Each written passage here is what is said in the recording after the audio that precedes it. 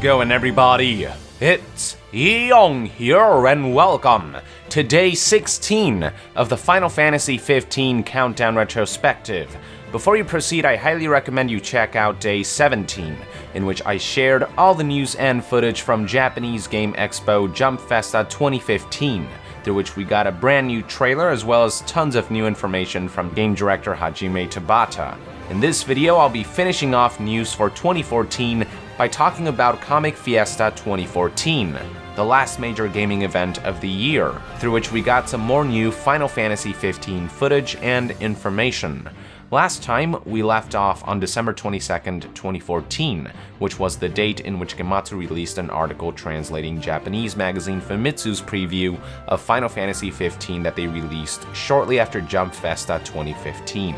5 days later, from December 27th to December 28th, 2014, Kuala Lumpur, Malaysia played host to an event called Comic Fiesta 2014, which Square Enix attended to present some new Final Fantasy XV footage and details for Malaysian audiences on the 28th.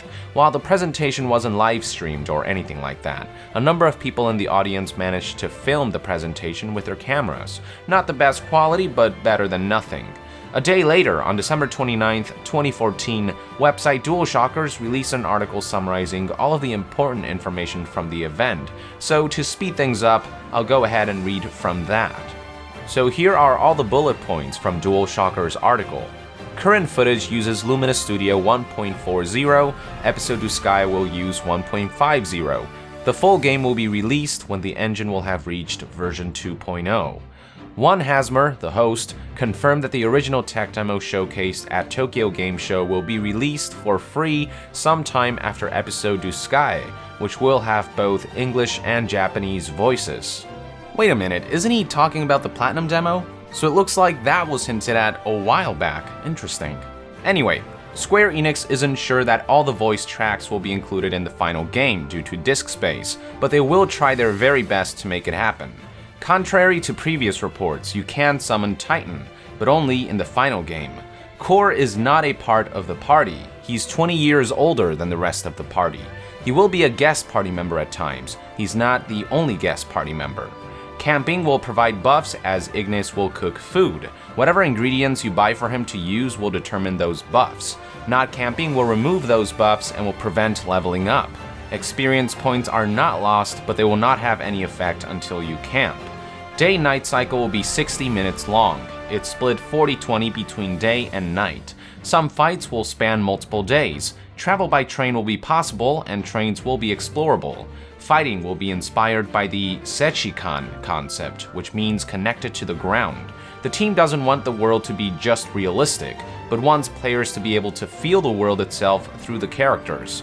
Excessive use of menus and controls breaks that immersion, and that's why the game isn't turn-based. The core essence of Final Fantasy has always been strategy. The game isn't hold one button to win. There is a unique system to ensure the use of strategy, which is a unique weapon system. You will be able to select multiple weapons, but one will be your main, and its special ability will be the active one. Every weapon is very, very unique. Some weapons don't have any ability, but have very high stats. Some have very low stats, but very good abilities. You will have to explore dungeons thoroughly to find some special weapons. Episode to Sky will include the game cycle, the weapon system, and the summon system. Magic still hasn't reached a graphics quality up to the standards set for the game. They'll show it when the team is confident about its quality.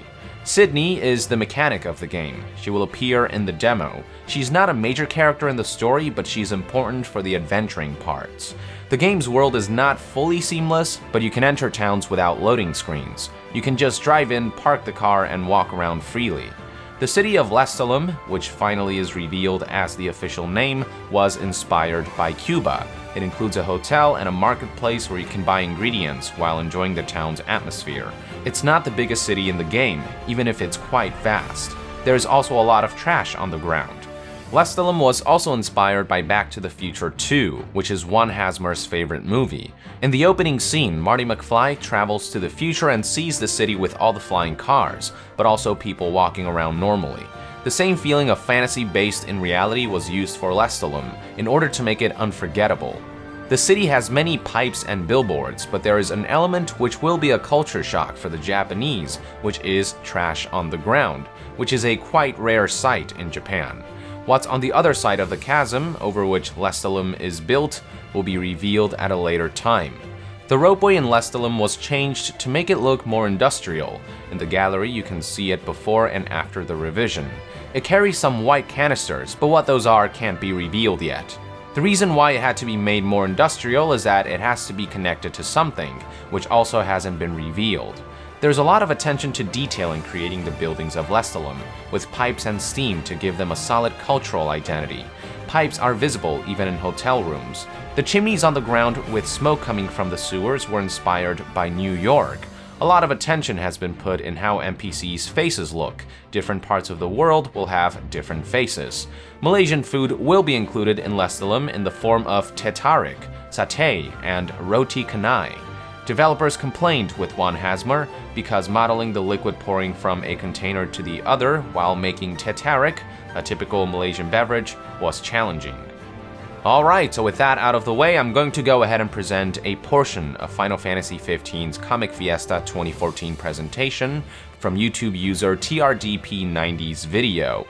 Now, the first 2/3 or so was more or less shown before, so I'm going to go ahead and skip that, but the last third encompasses the Lestallum portion, which seems to be one of the more obscure showcases that some of you may not have seen before. Most of the information that the host says will pretty much be exactly what DualShockers presented in their article, but as far as the artwork and new bits of footage presented here, that was all new at the time. Check it out. The art of Lestallum. Okay, sorry, no video. The art of Lestallum. Sorry, so this is the official spelling of the town. I saw Lestark, Lestallum, and all that is Lestallum. Restauramu in Japanese. Okay, next slide, please. So this is the town of Lestallum. We were basically very inspired by Havana, Cuba. And the first thing that we did was pack our bags and go to Google Street Map. And look at all the classic cars and all that stuff. Now, the thing is, again, like I said, fantasy based on reality. What is fantasy? What is reality? You know, is fantasy, with a bunch of cars a reality? Or what? So we don't know. So the first thing that I did was look into my favorite movie, Back to the Future, right? So in Back to the Future 2, we had Marty McFly moving through the streets. It was his first time traveling to the future, right? And when you notice, when the scene opens up, you can actually see flying cars all over the place, weird technology and all that, but you actually see people walking normally, right? So that is the thing that we're trying to aim for this particular town. So we have people eating normally down there, or you have a rope and a bloody big building at the back of the town. So we want to have fantasy elements in the game because we do not want to forget that we're Final Fantasy. Okay, next. So this is the side part. You can notice already that there are a bunch of pipes moving along and also a lot of billboards. For the Japanese people, by the way, this is a super culture shock kind of city, because they have never seen rubbish on the ground. We Malaysians, That's Malaysian too. I know, we show them our culture. Okay, next.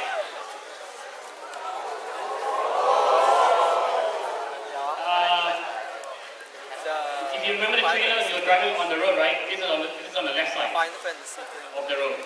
So there's a very nice viewpoint, and it's actually on a little, like a cliff. What's on the other side, on the left side, we will reveal soon enough. Okay, next. These are some of the buildings that you see at the front of the town. Next. Yep, that as well. So we really try to incorporate Havana culture and various other cultures in other countries as well. Next. So this is the roadway. This was the initial design. Now the initial design felt like, like a cable car, right? It didn't feel industrial because it has to be connected to us. Oh, I'm not supposed to say that, never mind. Oh, I'm still gonna get fired tomorrow. Okay, anyway, next. So we have actually changed it more industrial to look like this. And it's carrying, some white stuff over there, and I can't tell you what that white stuff is. Okay, next. So we don't only care about, how the city looks from the outside. We want to really go to the deep ends of the town and really focus on the culture there as well. So we have pipes running out, we have steam, there's a tap over there, there's a big wet on the floor, that kind of thing. We pay very, very attention to very little to details in the town. Next. You have also seen this. So it's a method of, it was actually inspired by New York because we have like chimneys on the ground and the smoke comes up from the sewers and stuff like that. So there's something like that as well. Next. That is the hotel room that you're going to stay in.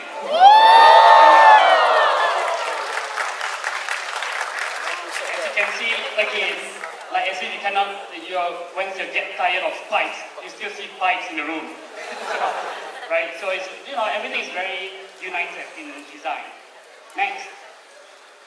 So these are the NPCs of the game. We pay we pay a lot of attention to how the face looks like in this world. And if it's another country, then the face will look like how? Oh, that's so English. Look like what? Okay, so next. So these are the young guys. Next. These are the middle-aged guys. And we even have the waiters and all that, the stall keepers. Next. And we also have the old man. If you notice, the old men were playing cards on the, and some people asked us whether we're going to make a card game based on that. Okay, next. Okay, so as you've seen, guys, right? We also have girls in the game, obviously. And the reason why she wears like that, again, plays a very, very important role in the game. So you'll find out, Soon enough as in, not today. Next. Okay, so that is Lestallum. Being a Malaysian in Square Enix, I obviously want to introduce a Pontianak into the game. I mean, come on, it's a natural thing to think, right? I mean, can you imagine Noctis uses a walk and then you have Orang Minyak, like walk versus walk action right there. Obviously the idea was rejected. However, my stubborn self tried to introduce a bit of Malaysian culture into the game as well.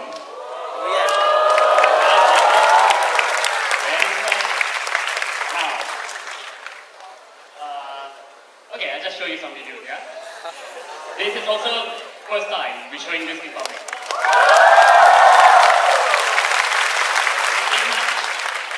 Can you try to guess what this guy's doing? So yeah, by the way, the cuisine in Lestallum is very, very inspired by Southeast Asian culture and specifically Malaysia as well.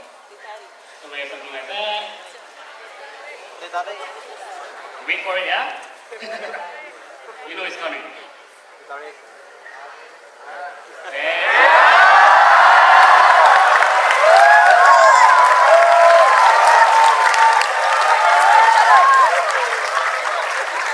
I brought my team to a Malaysian restaurant in Japan, and the mama, the makcik, gave us 2 cards and teh tarik, and we had the Japanese people play around with the teh tarik. There was a lot of tea on the floor. So yeah, the guy who did this motion is Japanese, and he studied a lot of mama culture on YouTube and all that, and that's how he created this. And it's gonna be in the game.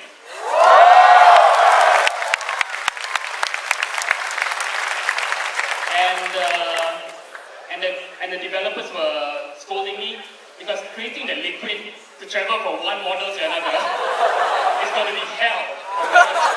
Just because this bloody Malaysian is in the game.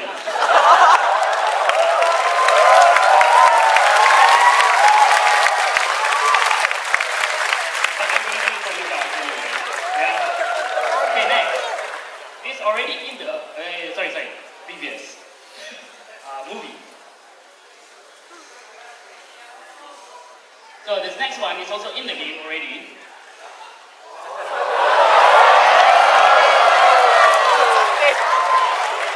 He handles every single satay. I shouldn't say satay. I mean something that looks like satay.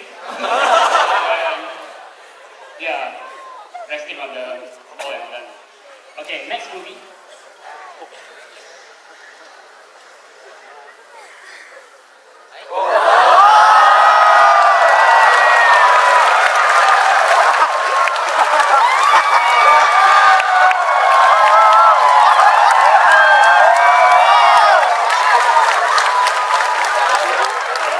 Most high quality roti canai model.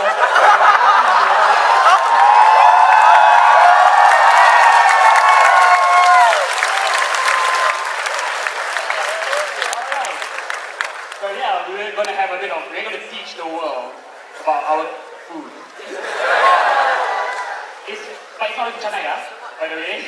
It is not officially called roti canai, alright? Okay, so that ends my announcement for Final Fantasy Type 0 HD and Final Fantasy 15.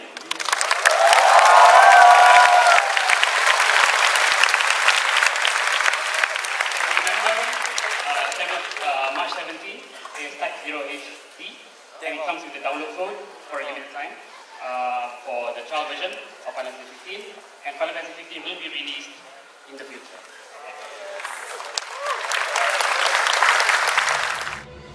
Thus concludes the last major news update of 2014, and with that, I would like to end today's episode of the Final Fantasy XV Countdown Retrospective. Thank you for tuning in. We'll dive into news for 2015 in the next episode, so look forward to that. In the meantime, let us know in the comments below what you think about Game Fiesta 2014's Lestallum presentation. And to be further updated on all things Final Fantasy, stay tuned right here on Young Yeah. I'll see you guys next time. Young out!